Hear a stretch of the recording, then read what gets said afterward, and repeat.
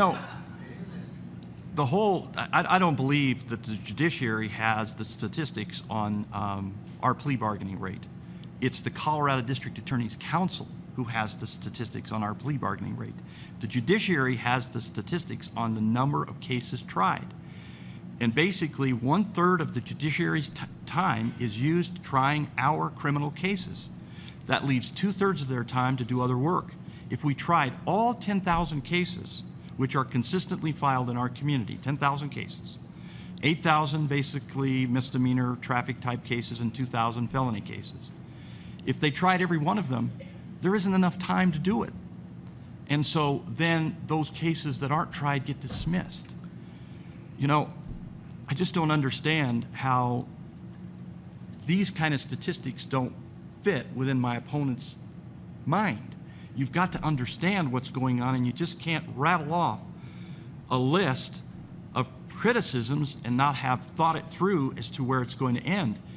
You know, I have an article here that says, reduced crime, prisons are closing down.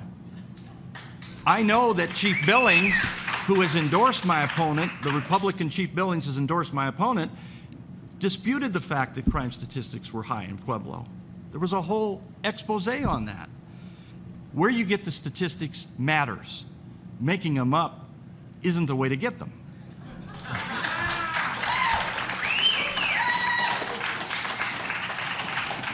There are no statistics made up here. You can find these figures online at any of the sites that have been talked about. These are not made up statistics. Second, let me talk a little bit about the prosecution and the plea rate. It is true that nationwide you will see plea rates upwards of 85 or 90%. We're at the 98 to 99%. And while you talk about trying to be effective in preventing crime, any proactive district attorney is going to try and keep crime down in a preventive fashion rather than in a cure fashion. But you have to be willing to go to court to do it.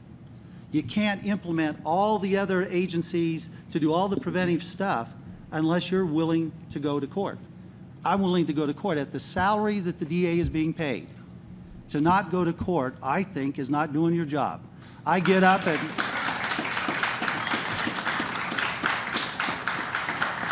I'm in my office at 6:30 every morning, and I don't get home till 7 to 10 o'clock at night. I'm glad to see my wife here tonight because we finally get to see each other. We do that every day because that's my work ethic. My phone number is in the phone book because I'm accessible to the public. I can be contacted day and night, 24/7. That's what you have to do, is be engaged in this community. I'm engaged on almost every level. If you look at where the community activities I've been involved in, from the Bessemer Historical Society to the East High Alumni Association to the Medal of Honor Foundation. I helped start the Veterans Day Parade in 2002 and start the Avondale one in 2003. I am connected with this community. I know this community, and I know what they're telling me. They tell me they're not safe. They don't feel as safe today. If you ask the question, do you feel as safe today as you did in 2005? In your heart, I think you have to say, no, I'm not as safe today as I was 8 years ago. And that's why I'm running for this office. Steve. One last thing. We'll do one more rebuttal for each one, and then we'll go to closing comments. Bill? Okay, my opponent just said why he's running for office. And I want to hand to our moderator and to my opponent a document that I think tells the story of why he's running for this office. This document is quite an interesting document. It's about a meeting that occurred a year ago, June 27th, in 2011. And at that meeting were Jerry Pacheco, Ray Aguilera, Dan Kagosic, the county attorney, Jeff Chostner, my opponent, and a couple of other people. And the inscription on the document says DA office, as though we were all meeting, as if I was there or if someone from my office was there. Ironically, this was held at Ian's Pizza. Jerry Pacheco, Ray Aguilera, Dan Kagosic. Why they were meeting is to convince my opponent to run against me, because so many people in this community that are the good old boys have had enough of me. They want me out of office the worst way, just like Colorado Springs does. And that's what this meeting was about. At least I'd offer that. And to top it off, one of the interesting things about it is Jerry Pacheco charged the lunch to the city. And so what I'm wanting to know is that really why you're running, Commissioner Chostner? Or are you running because people have promoted you to run just to knock me off and get me out of the way? And I think that's the reason. Well, if I could answer that. Well, here's the document. Talk about the document. What Mr. Pacheco chooses to do with his charge account, you'd have to ask him. I have no idea on that. But let me tell you that there is widespread concern in this community about safety. And that's why there's such an interest in this campaign right now. If you were doing your job, Bill, there wouldn't be half the people in this audience here right now. You know?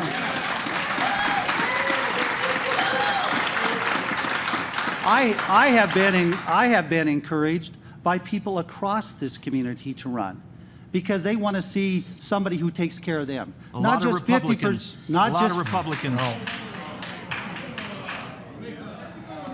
You know, I have people from all political stripes. I do not divide this community. I do not ask people what their political registration is when they've been assaulted in their homes.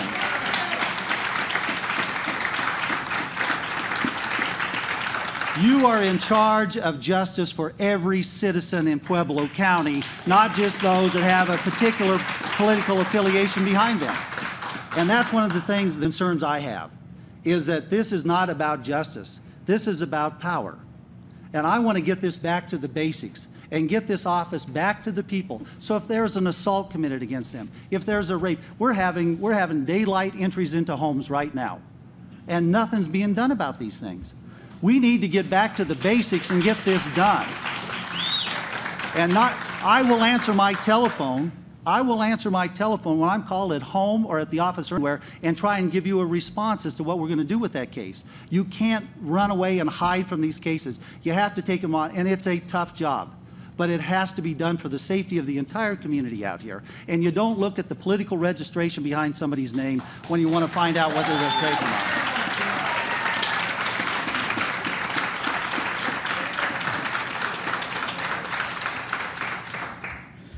Well, we are out of time. It's too bad because it's really a terrific forum. We're going to have a closing remarks. If you recall, Jeff won the coin toss. He elected to close the forum tonight, so we'll have our first closing remarks from Bill Tebow. Bill?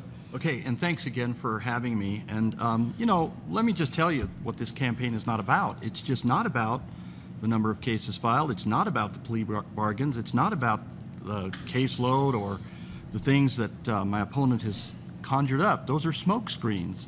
Don't fall for that stuff. You know, it was Albert Einstein who said, "Whoever is careless with the truth in small matters cannot be trusted with the important matters. Be wary of those who conjure up problems and then say they can solve them." No, the real issue in this campaign, my friends, is that the good old boys want me out of office. I'm convinced of that. They want me out in the worst way because I'm a thorn in their side. I don't do what they say. I do not go along just to get along. Integrity is another way of saying that. I have integrity. I make honest decisions, even if others disagree with me. I do what's right, and I do it with all my might. This document that I handed out is clear on its face. There was a meeting, and the meeting has nothing to do with me or my office, and was charged by Jerry Pacheco to the city. These people support my opponent. I think there's some ethical issues there that you need to consider. I think you need to consider the fact that my opponent has met with Colorado Springs behind closed doors in many times to even undercut the Fountain Creek lawsuit that I had filed. I confronted him with that in 2009, and his response to me was he was trying to make me look good. You know, these are the kinds of things that I think you need to really weigh when you're deciding this race. I am beholden to no one except the people of this community. I do not take a secure path for political reasons. In fact, at times, I take less than a popular path, but always one that is principled, independent, and respectful of the rule of law. I've always fought for Pueblo. I've always fought for people. I have a good resume and a good record. I do not need to pad it with unnecessary convictions. The driving force that impels me on is not the accumulation of personal comforts of office or a chance to run for higher office. I understand why I have been given life, to be true to myself, to be loyal to my ideals, to accept my fears, and to be strong enough to overcome them. I am respectfully requesting your support and vote so that I can continue to be your attorney, the people's attorney. Thank you.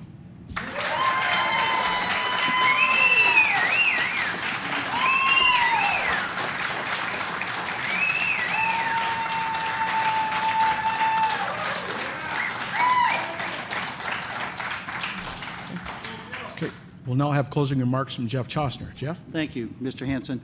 Well, my friends, I come again before you to ask for your support in this very important election. The district attorney is your advocate.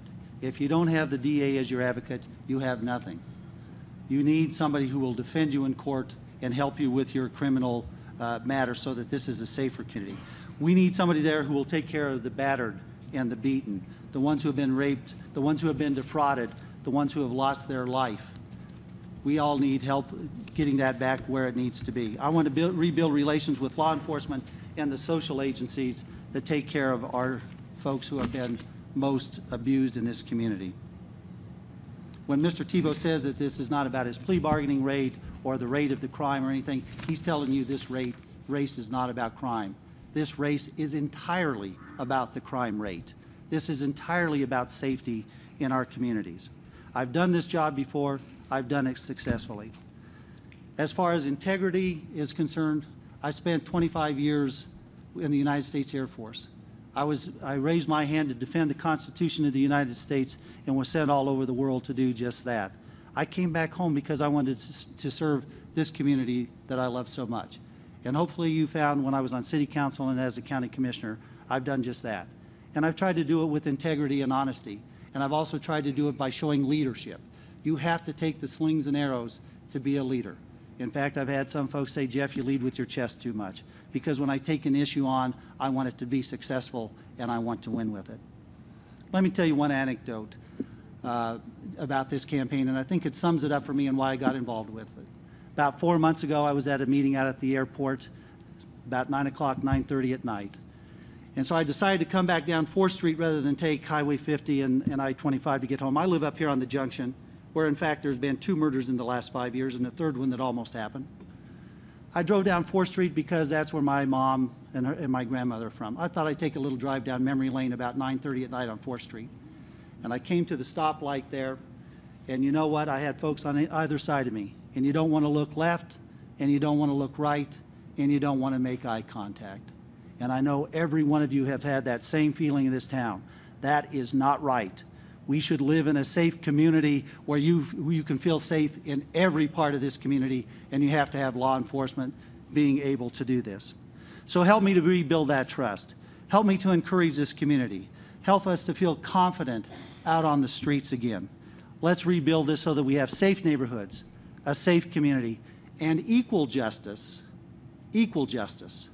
for everybody in this community. I humbly ask you for your vote. Thank you.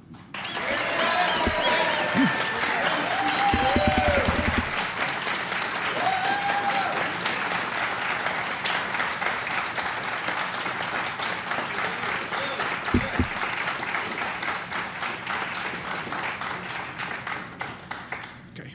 Thank you, everyone, for attending. We're going to take a quick break. We're going to reload, then we're going to do it again. So if you want to stay, that'd be great. Can we do it again? No.